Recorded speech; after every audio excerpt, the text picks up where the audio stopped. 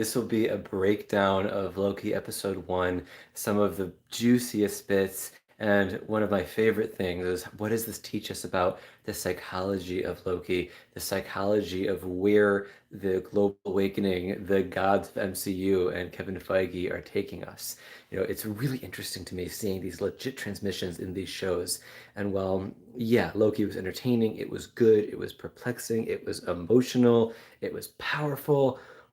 I think what this show is setting the MCU up for is phenomenal. So make sure you watch till the end because there's a lot of little neat tidbits in here that I think are absolutely worthwhile. One of the first Easter eggs that I jumped on is when Loki, and spoiler alert if you didn't read the description, when Loki is walking through the hallway with Mobius, and he's like, "This place is a nightmare." Mobius is like, "Now that department I'll help you burn to the ground."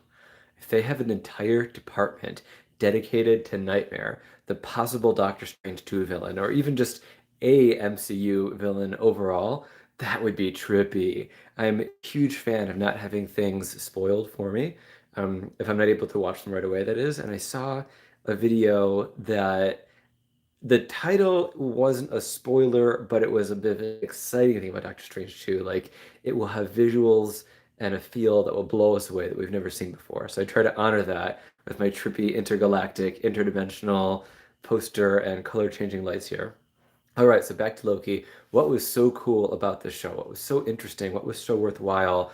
Why is it worth seeing immediately? Well, first of all, I feel that Loki has really been underserved in the MCU. I feel he has shifted from a one-dimensional character to somebody of depth, somebody of substance. By Endgame, he seemed believable and sincere, and he did feel kind of one-dimensional in the original Avengers movie, but I think now his level of depth is reaching unforeseen heights. The first scene where I really felt Loki as a person, not just a character, was in the elevator in Ragnarok, where he's like, "I'll just go it alone, as I always done."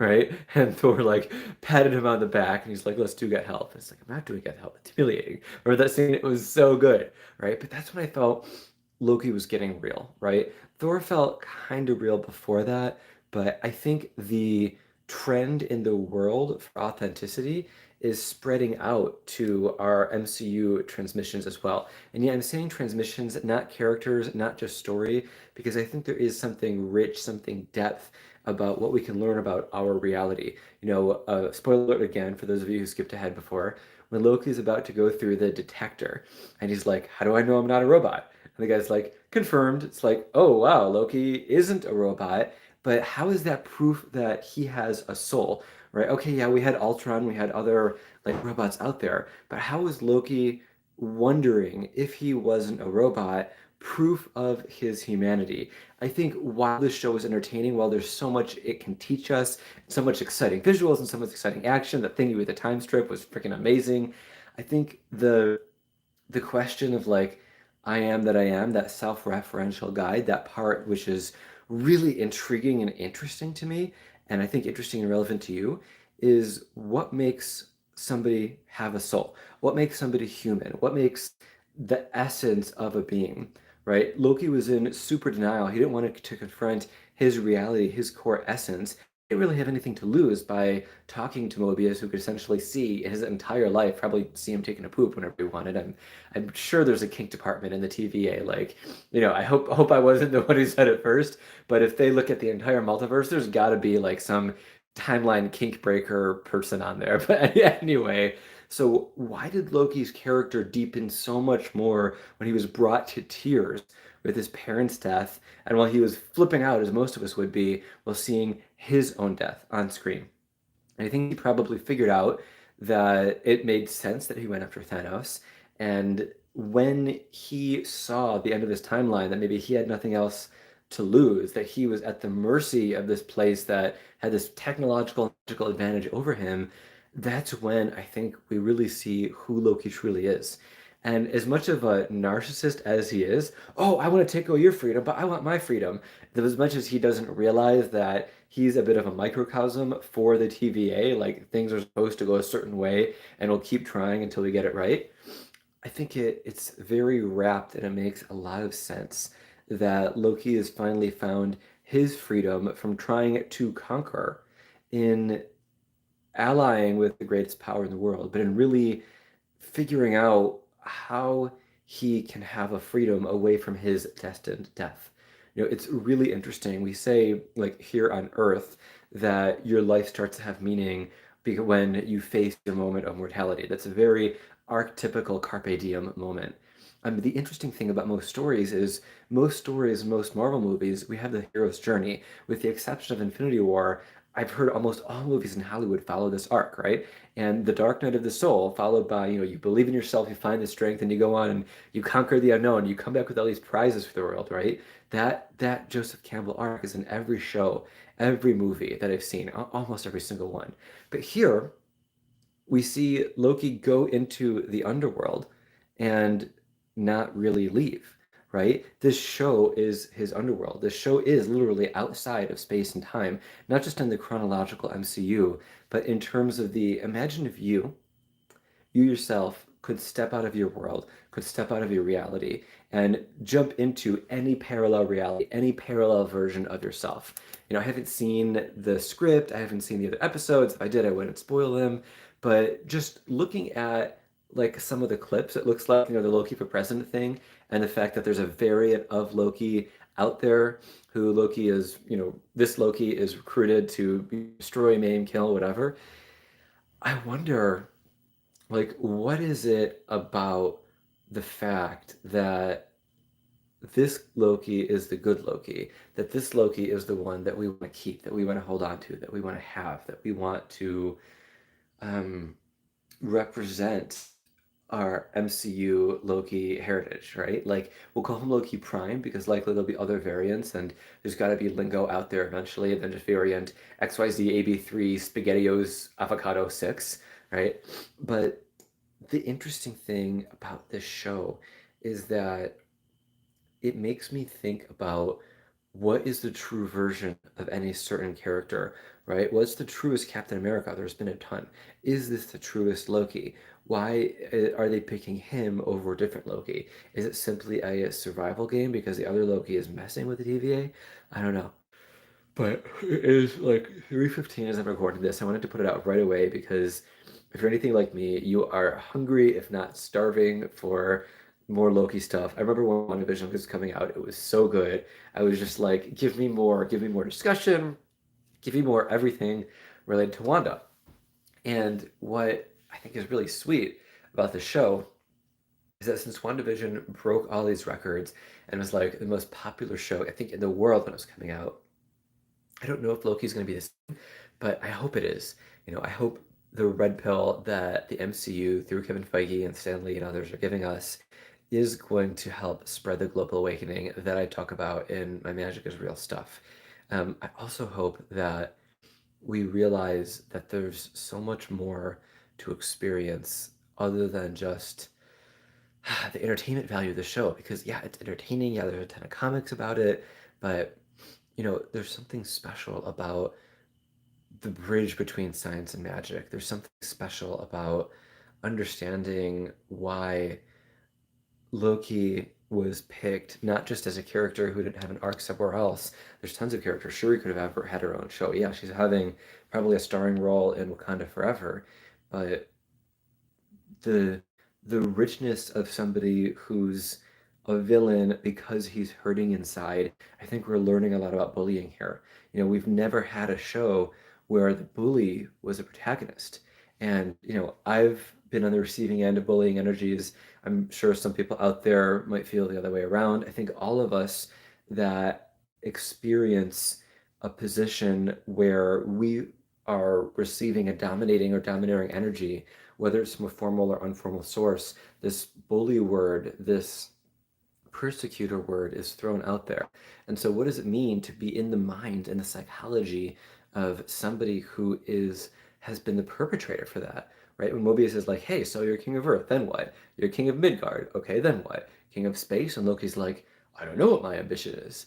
Right? And Owen Wilson is just being so loving, so kind, so compassionate, so accepting. And honestly, aside from protecting his own personal safety, he just lets Loki be. So I think the interesting thing about this is looking at Loki as an absolute narcissist. What happens when you get to the root of his pain?